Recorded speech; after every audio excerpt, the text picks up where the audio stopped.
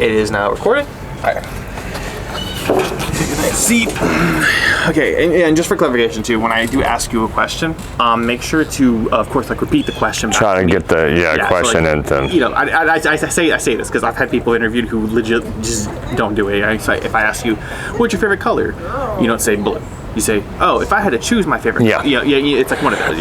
Just as a and you can stop me. You know, I'm not bothered by not doing this correctly. So you can say, let's do that again. The only thing I would say is make sure that if you do, just don't be one of those. If you find yourself in a moment where you're like, yeah, it's going to be a lot of that. It's fine, right?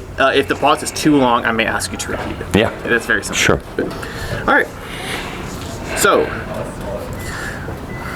it's actually hard to read. Professor Atkins, as a deeply involved figure in the jazz world, how do you perceive the evolution of jazz from its roots to its current form, and what do you believe are the pivotal moments in this journey? Say that again. So, as a deeply involved figure in the jazz world, how do you perceive the evolution of jazz from its roots to its current form? Yeah. So, I see the evolution of jazz occurring from, especially being in this city where it all started, which we can talk about. But I see it as being an incubator for American music, even still to this day. The drum set was invented here. Jazz was invented here. As a Catholic port city with the red light district, a lot of worldly influences came through here that probably helped to create a lot of American music. And you hear strains of early New Orleans music in bounce in modern popular music. Some of the rhythms that came up through Africa and through the Caribbean were embedded into the music hundreds of years ago, and they're still present to this day. And I see also a lot of musicians leaving New York and other places like that to come here because the arts are part of the social structure.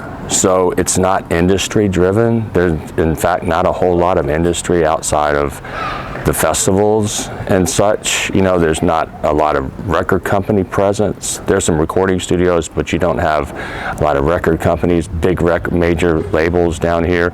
So it's not driven by that. It's driven by the soul of the city. And I think that in today's world, people are looking for things that are organic, and it's still very much organic here. So I see that it's informed most of American music from the past, and I think it's continuing to do so. Nice. Okay. Sure. Okay. Oh, good answer. Good answer. Absolutely. Okay. So, considering your significant experience in New Orleans, often referred to as the birthplace of jazz, could you share your insights on how the city has shaped the genre, and in turn, how jazz has influenced the cultural and social fabric of New Orleans? So,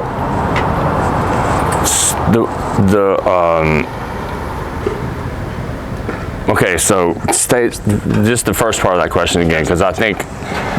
Okay, so often referred to as the birthplace of jazz, could you share your insights on how the city has shaped the genre, and in turn, how jazz has influenced the cultural and social fabric of New Orleans? So if we have to, we can do this in two questions. Yeah. Right. So first, how has jazz shaped New Orleans? Let's go with that. Basically, right, like how has jazz shaped New Orleans?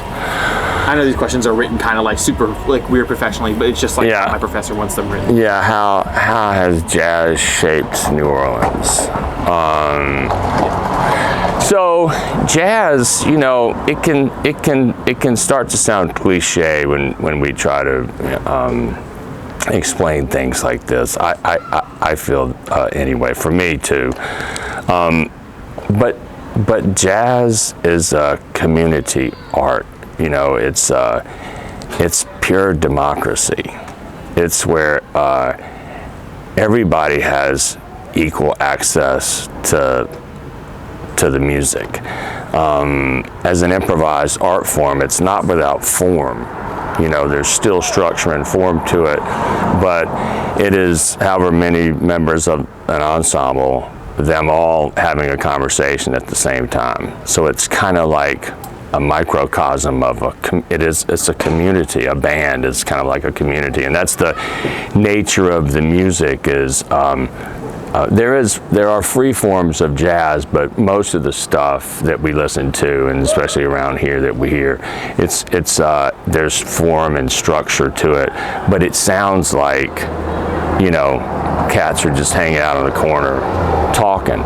But it's actually some forms are highly scientific and require theoretical understanding, but to the point that it sounds innate. So it starts to sound more like, it doesn't sound as studied. If it sounds studied, it's not jazz. It won't enter the body. And I think that the music, you know, like I mentioned earlier, how arts are part of the social structure here. Music occurs like a spontaneous brass band may occur because somebody just had a baby, not because they're going to get paid for it. So the music is helping to shape the city. I mean, I think that the music and a lot of the arts have helped to the city, for the city to develop, especially in areas like tourism, because the tourists come down here for that. The musicians and artists don't get a piece of that necessarily, unless they come to their gigs or something. But I think that that the music and jazz, because jazz was such an early music form here, and it has helped to inform New Orleans R&B and Cajun and Zydeco, and all of the forms of music that are in our region have come out of jazz. It's still used today for celebration, from a household to the city in general, with festivals and whatnot. Does that answer the? Yeah, that answers the first part. Yeah. And now, because I hadn't really thought about. I guess when I read that, I was thinking to myself, how has New Orleans influenced jazz? And that's the second half okay. of the question is, now how, on the flip side, has New Orleans itself affected jazz culture and music as well? Yeah. Okay, so a little bit of this background I mentioned a minute ago. So we know from history that that a lot of the rhythms came up through the river from Africa and the Caribbean, slaves. The obvious things that are talked about, that and European harmony. You know, like improvisation is a part of indigenous music all over the world and throughout history. What makes jazz unique is that in most of those cases, for instance, with Indian music, you have what we call a drone. It's like one note, and then they improvise with a set number of tones over that drone. There's no harmony. There's no harmonic motion. You know, it's just a drone, and then they improvise with a set of pitches over that. Jazz is improvising over complex harmonic structures, starting with Bach.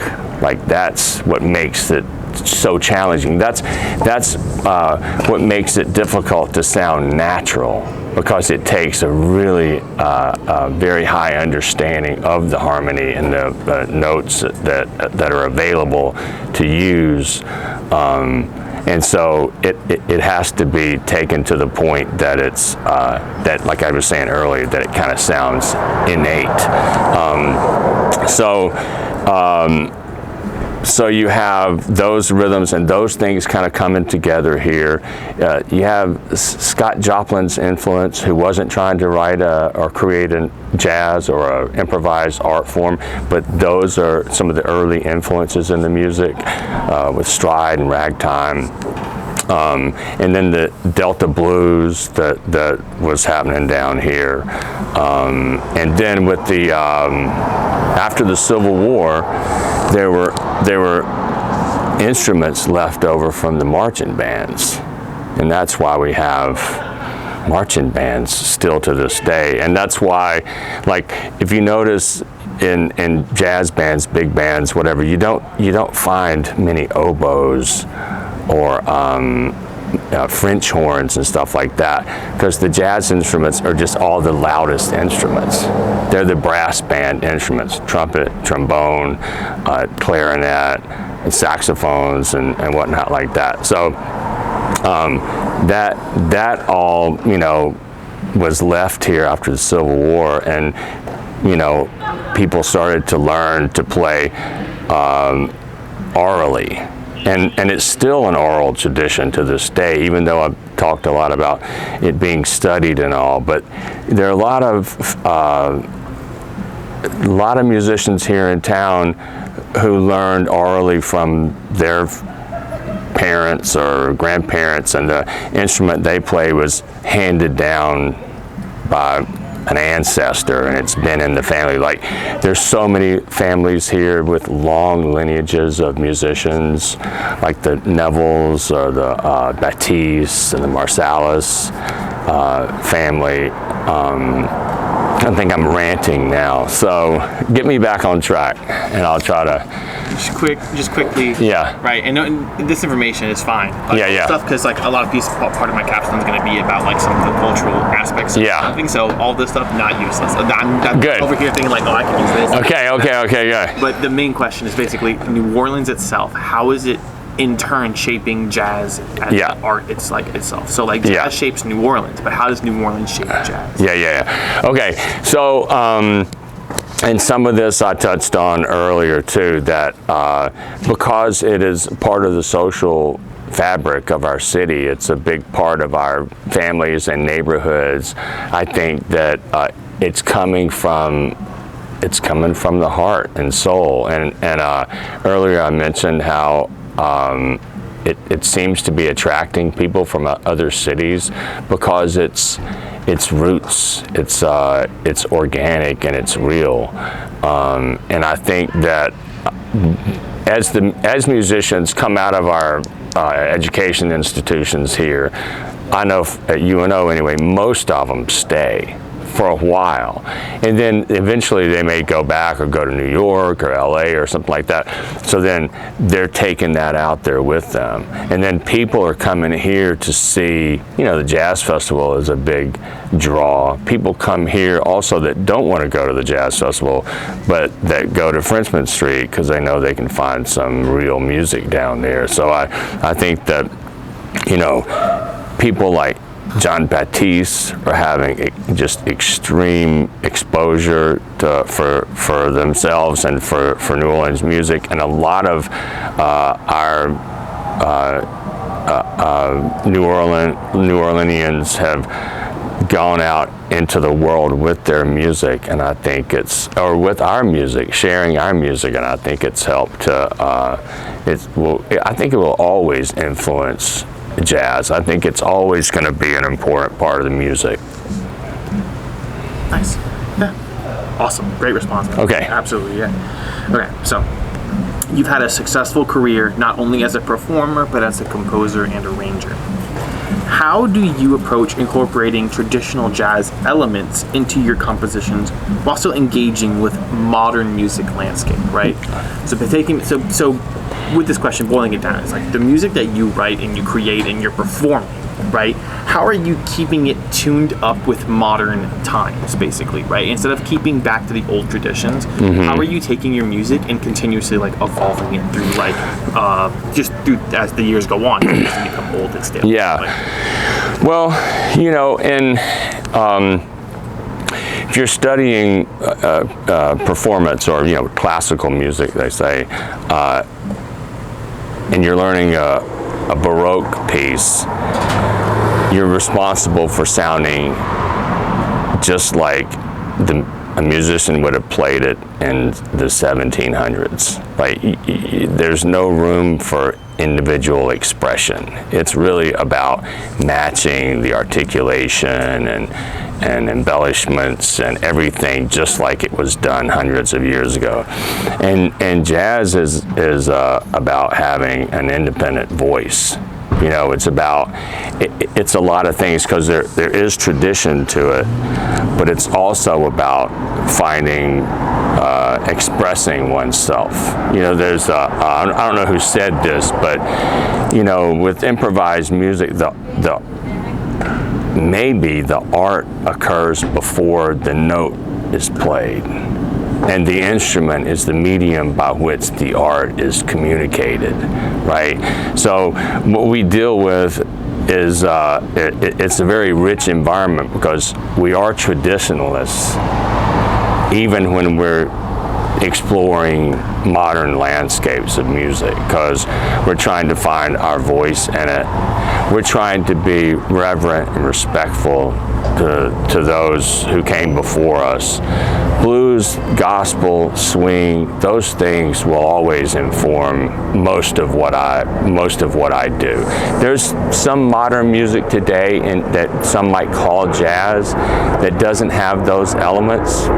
I find it difficult to call it jazz, you know, because then it's just purely intellectual, and I'm blown away by stuff I hear cats doing, young cats coming out of New York. They can play in these crazy time signatures, and I've seen the evolution of mankind's ability to deal with harmony just in a short period of time. I mean, jazz is 100 plus years old, and so it had to go through the whole line of music history in a shorter period of time. And I've seen the way that young students can improvise harmonically in a way that's very advanced, and I think it's an evolutionary kind of thing. But when I hear modern music that doesn't have the core elements of blues and swing, you know, groove, something to get into your body, it's just purely intellectual. And I can enjoy it and be blown away by it, but it's not quite the same. So when the more modern music I like, it can be, you know, have more complex harmonic structures or time signatures, but it still needs to have the blues and the swing element in it. And I think that you know, I encourage my students to I teach them fundamental cadences and chord progressions, things that are functional in Western harmony.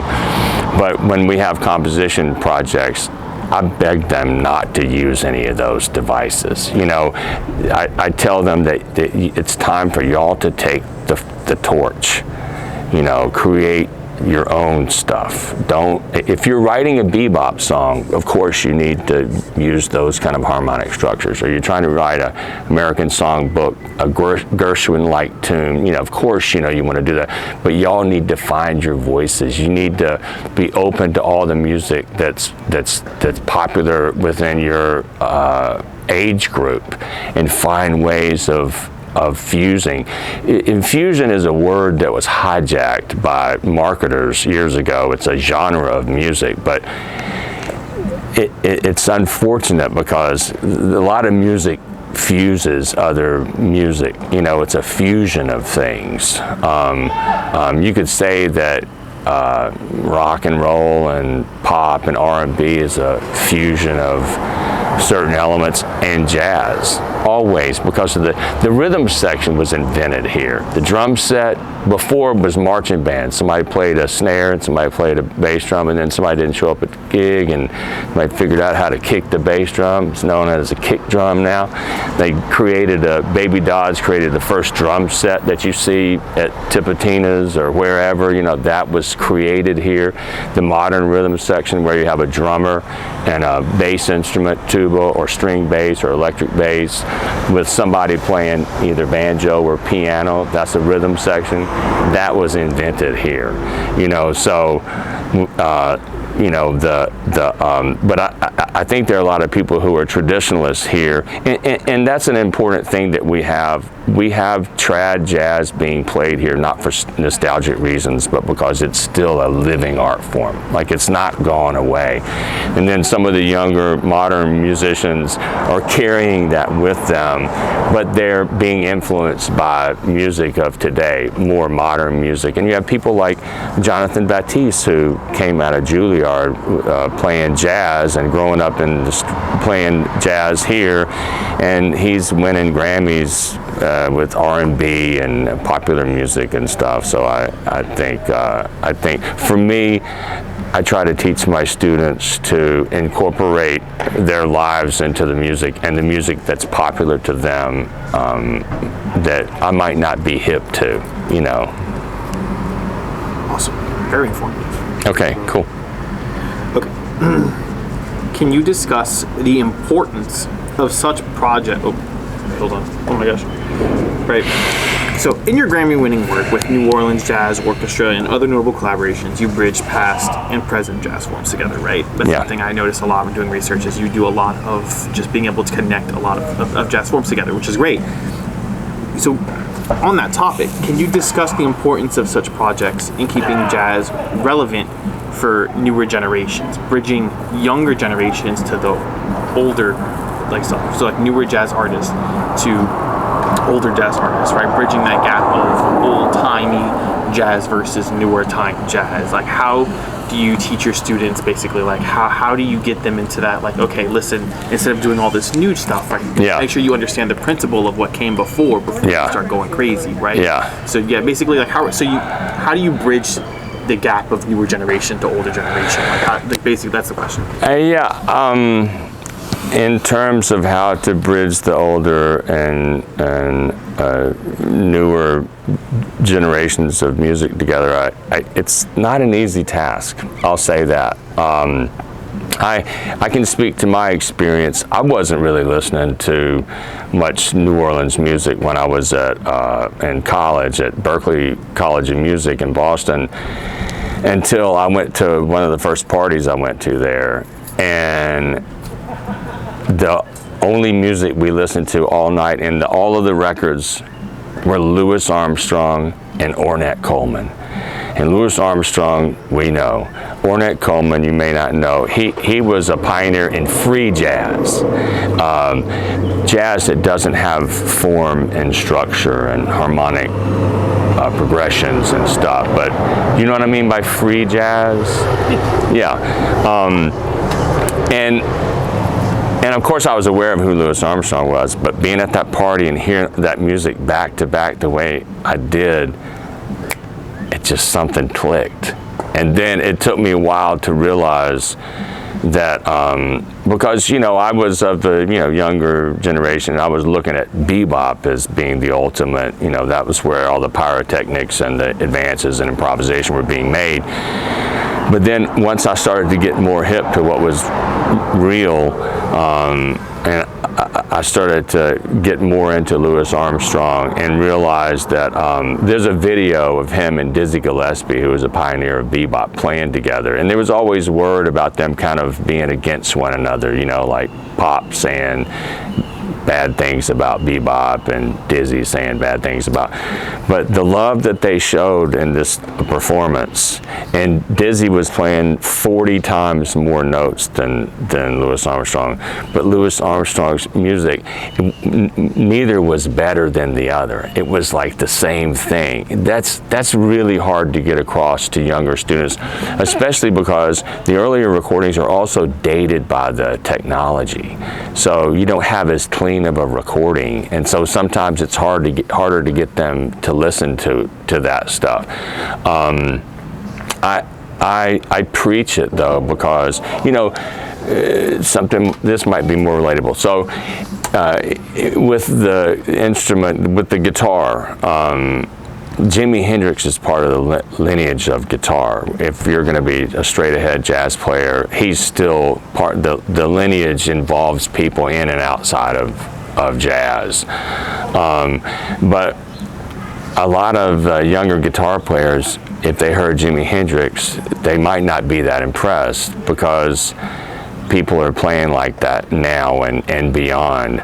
But what they don't realize is that he was the first to do that, and so sometimes it takes an effort to get a student to understand, the importance of history and of tradition. In fact, I had a conversation about this last night on a gig about a student who I was trying to get hired on a gig that's more not traditional, but like bebop and 50s kind of jazz, and he just didn't have any. The leader went to his Instagram page and saw that that there wasn't any indication that he was into that music. And I don't friend students until they graduate, but I saw that and I realized, that I'm the one who should be informing him, and I need to figure out a better way to get this stuff across to students. Some of it comes because, nowadays you have to be proficient in jazz, trad, bebop. You need to know how to play free. You need to know how to play over mixed meters. We're not, the growth of the music is geometric.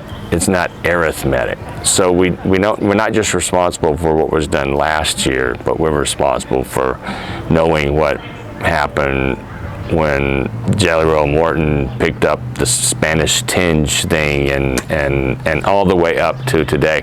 Getting that across to students is not easy. I think that in the music that the Nojo does, we're all coming out of the tradition, and when we do something that's the music of Shaka Khan or something that doesn't seem related, it's still tied into tradition. Okay. That help? Yeah, absolutely. Let me check something. Just so I have a reference of how much is okay. 25. Is this 25? Oh wait, I can just take this off. No. Okay. All right. Okay. Just making sure. We still got time on the camera. Okay. So going through, you've actually answered some questions. Actually, in some of your answers, you've actually answered some of these other questions. Yeah. So we're gonna skip one because I actually want to come to this one specifically. So right, in your extensive work at UNO, right, in education in general, right,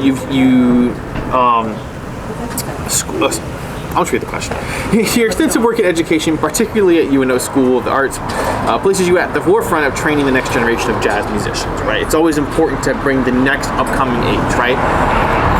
How do you specifically, right? How do you instill the spirit of innovation and respect for tradition in your students, right?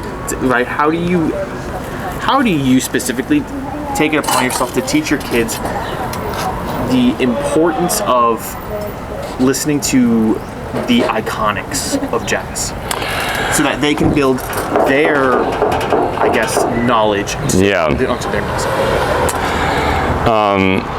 The only way that I can instill the history of jazz and the importance of the innovators who came before in a student's growth is by forcing it upon them. I mean, because I was kind of already talking a little bit about this, and I had this conversation with a friend last night on a gig, and I'm trying to get my student this gig, and it was like, you know, we had this conversation, and he said the same thing. He has students who he turns them on to something that's, you know, it's very important for the instrument that he plays. That anybody who plays this, you have to know this music, and he plays it for some students, and they're not into it. And we're like, we don't understand, because, you know, you can't really build on something if you don't have a foundation. You know, without a foundation, the house will fall. You know, so it's kind of like, I can really only do that through convincing them, turning them on to music, you know, pointing out maybe the contributions that an earlier artist had, creating assignments, you know, that make them address that. We have at UNO a concert series that we do every Wednesday night at the Sandbar. Naturally, the University of New Orleans has a bar and grill on campus, and with a nice music venue, and we bring in recording artists to rehearse and perform with students there, and they're all across the board in terms of styles, genres, and ages, so it gives them a chance to mix with some of the older musicians. And I would say also that the you know, especially the students who came up in New Orleans, they have respect for the past. You know, they do seem to have that. It's sometimes the students who are outside of New Orleans or further outside of the region or in other states. Actually, some of them come here because of that. But yeah, it is a challenge. I think it's something that's very important. I know that, you know, the students are required to know a lot through the jazz history class, you know, and that's just another way of forcing it upon them. But I think that it informs the future. I don't think that somebody, like I said earlier, I don't think you could just start from last year, the music that was released last year, and, you know, and maybe you create something new, but maybe it's not like, it couldn't have the wealth of information and background of somebody who had done their homework. And I think, it's not a good word, because researching the music for intellectual reasons is one thing. When it moves your soul is kind of something else. I have gotten my students, a student of mine who's from the region, not from New Orleans, but he said he wanted more blues in his playing. So I turned him on to Son House and Robert Johnson and Blind Lemon Jefferson and Big Bill Brunsey, people like that. He didn't know. He had no idea what that music was. He had no idea. And he was surprised that I would listen to it. And I still listen to Bob Dylan. You know, I listen to all kind of music. We go through this phase in jazz education where when we realize how amazing it is, we look down on all the other music because we think of classical as recreative and jazz as creative, and that's immaturity. A lot of people go through that, teens and 20s, and like, oh well, this is the shit, you know, and then you get a little older and you remember why you loved music, and maybe it was Little Feat, or, you know, didn't have anything to do with jazz. It was a rock band or, you know, something. So then it kind of gets easier. And another thing, New Orleans musicians are okay with playing trad, modern, R&B, gospel, all these different kinds of styles, because they have integrity for the music, and so they try to play it that way. Whereas in other cities, you don't really have that so much. You have jazz musicians play jazz, and R&B musicians play R&B, and here I think it's because there is a respect for the past that we don't have to teach to everybody. Wonderful answer. Really, really. Thank you. I'm rambling a bit, I know. You are rambling a bit, but it's good rambling. Okay. It's informative rambling. Well, I'm kind of looking around. It's like it's things going on, and Okay, so we talk about the history of jazz. We talk about informing students about the foundations. We talk about bridging gaps and understanding how jazz has shaped New Orleans and vice versa. But let me talk about something more new age, something more relevant in today's world, which is technology. Yeah. Right. The input of technology today is something that is huge on musicians, like not just jazz musicians, just in general musicians. Right. So, right, based on your experience with digital tools, right, how do you see technology impacting the way jazz is taught and learned? I think that technology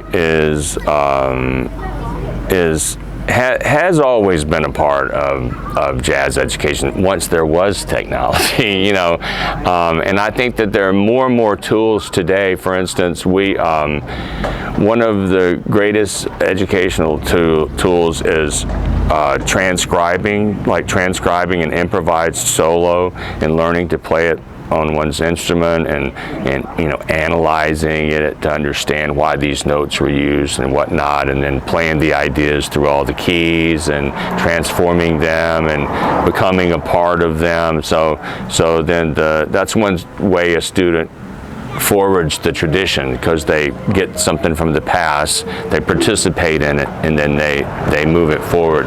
Well, we used to have to use, I would use a cassette. I would record an album with a cassette. The album might not be exactly A440 or turning 33 cycles a minute, and then the tape recorder could be off speed-wise, so rarely was it ever in tune with the piano. So it was very difficult to try to write out a solo I couldn't have done it without my instrument because it was never in tune. Nowadays, you can even do this with YouTube, where you can slow down the speed without altering the pitch. Whereas with an analog, if you slow down the speed, the pitch drops. If you slow the speed to half speed, it drops down an octave. But nowadays they have all kinds of very useful digital tools, apps for the phone, from backing tracks and metronomes and stuff like that are very helpful. But I was a little disappointed during the pandemic that there weren't more advances made in distance teaching with music history, music theory, sure, arranging certain things, but in terms of like ensembles or private lessons, because of the latency, issues that we have, I was expecting more headway would have been made during the pandemic, because there was so much of the Zoom and distance teaching and learning and stuff. I expected that to kind of get further along, so that musicians could play live from their homes around the city or around the world, and there's still some challenges there. So the universities and colleges want more distance teaching and to offer more distance learning products to students, but they're just parts of the music education, the performative side, that it's not there yet. I believe it'll eventually get there, but right now you can't really play live, have a band rehearsal with headphones and computers in different cities. There's some apps that do it, but then after so many miles, 5 miles or 10 miles, latency issues. And you know how when you're talking on your phone and it blurps out a little bit, the time would go with that. It would be 1, 2, 3, 4. So I mean, then it's over with. So that I think that when we can get that together, when technology can get to that point, I think it'll be wide open. But right now it's mostly in the technology used for recording and mixing and mastering, and that we can use for learning, for ear training. They have apps for ear training, they have apps for the transcribing, they have apps for music notation. But in terms of the performance of music and the teaching of applied lessons and ensembles, we still have a ways to go. Awesome. Okay, so just make sure. Okay, yeah. 13 minutes. Okay. So, I don't want to word this. I mean, I have it worded on the questions, but the questions are only these are written so professionally or whatever that they're very hard to read. It makes sense. It's so much easier to look at the question and like rephrase it in order to be just a bit more casual spoken. I can't even see my phone.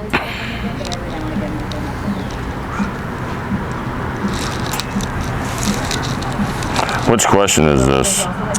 We're moving on. You already covered kind of 9, so I was just gonna go ahead and just move on to 10. Okay. Because I also have about 13 minutes left on this SD card, and you right, like the rambling as you called it.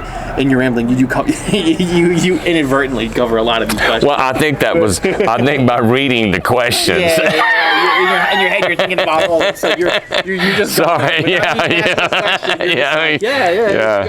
But no, I think this is. I think with a lot of stuff you've given me, as just a whole lot of content, right? But I definitely want to get this last thing from you, right? In question 10, right? Specifically, right? Looking towards the future, right? The beyond, right? Not now, not the past. We're talking about the future, right? How do you envision the role of jazz, right, in the evolving landscape of global music, right? Like moving forward, jazz itself, right? Coming from just a regular music listener is a very niche genre to the public and community in a popular setting, right? So moving forward as itself, how do you think jazz will be able to evolve to stay with the times, right? And specifically, like, what do you see as the next frontier for jazz in New Orleans and beyond? Like, what's the next big step for jazz moving forward, right? Especially coming from newer generations, because who knows by the time, 10 years from now, right? 20 years from now, right? By the time, there's going to be so much more available to the new upcoming musicians, right? So where do you see the future of jazz in the newer generation going, like, and how do you think it'll evolve, and how do you think it will prosper, maybe? Think about this.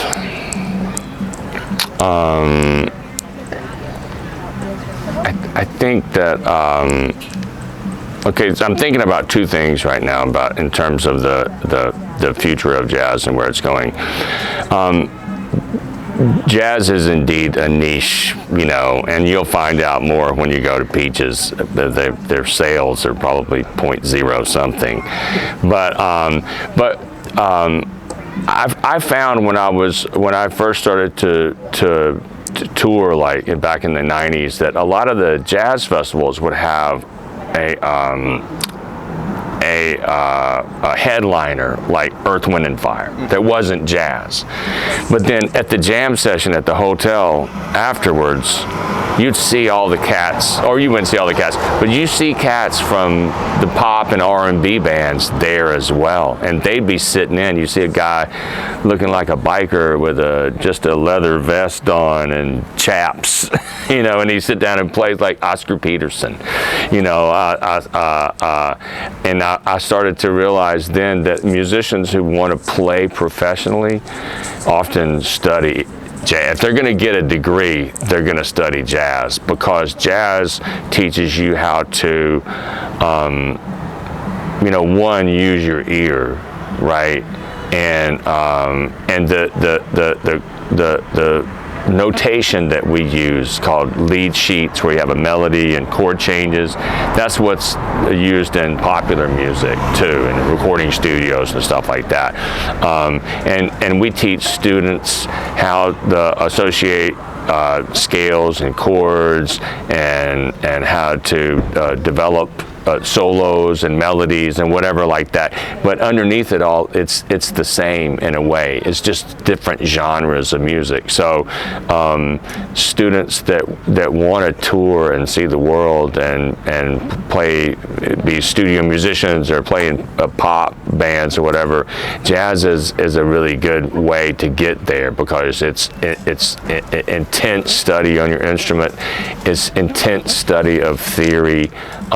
so that you understand what's going on. What it doesn't teach, or what one has to discover on their own, is respect for whatever kind of music that they're playing, so that they don't sound like a jazz musician doing that thing. So I think on the one hand you have we will have jazz musicians or jazz trained musicians going out into other genres and influencing those genres, and those genres, because they'll have elements of jazz, will in turn come back and influence jazz, like jazz influenced the music of Brazil, the bossa nova, and then some of those influences came back and influenced jazz. And so there's, I think there'll be a bit of that, and I think also that I mentioned earlier about some of the newer music today, not, swing was a dance rhythm, and I think that the younger generations aren't as attached to that. They don't quite see the significance of swing. So I could see that, and there's an ebb and flowing with history. So I could see it advancing in ways that are purely intellectual and more harmonically dense and stuff, and then it'll probably come back some to it's just like grunge was a response, and punk, those were responses to overproduced disco music, where everything was perfect and the ballads were just nothing, there's no edge to anything, it was just overproduced. And so then, when Kurt Cobain plugged his guitar straight into his amp, somehow that became innovative. It's like, no, it started that way. And same way with music. Before tonal music, before Renaissance and Baroque, there was like the Gregorian chants were modal. There was just one set of pitches. Like I was saying earlier about early improvised music, it wasn't pre-Bach and pre-Baroque. There wasn't a lot of harmony. It was what we call modal. The music wasn't based on the major minor tonality system that we have now. It was just based on these modes, and then it got to the Bach and the functional harmony and all, and jazz picked up with that. And then in the 60s it was a revolutionary time in the world, especially in the States with the war and civil rights and all, and a lot of jazz had previously been written as contrafacts, where the melodies are written over the chord structures of published songs, and you can't publish chord progressions, so you just use the changes to a song and you but put a different melody on it, kind of thing. And then in the 60s they started to break down traditions and norms in music theory and in music harmony and stuff like that, to try to create new things. And one of the responses was modal jazz. And modal jazz became something modern, but modal music had predated tonal music. So it's kind of like it advanced, and then it kind of went back a little bit, and it's advancing again. I see that, like, it'll probably advance to the point like the country does. When the pendulum swings too far over here, eventually it swing over to the other side. And I think that I could see the over-intellectualization of the music, and then people reaching a point where it feels cold and it's disconnected, and they don't have anything to grab onto. And so then maybe it'll like pull back and get back down to its roots some, and then move forward again. So I can see something like that happening, 2 steps forward, 1 step back, 2 step, and then the musicians from jazz going into other fields, and then those fields and coming back and influencing jazz. Those are my thoughts. Yes.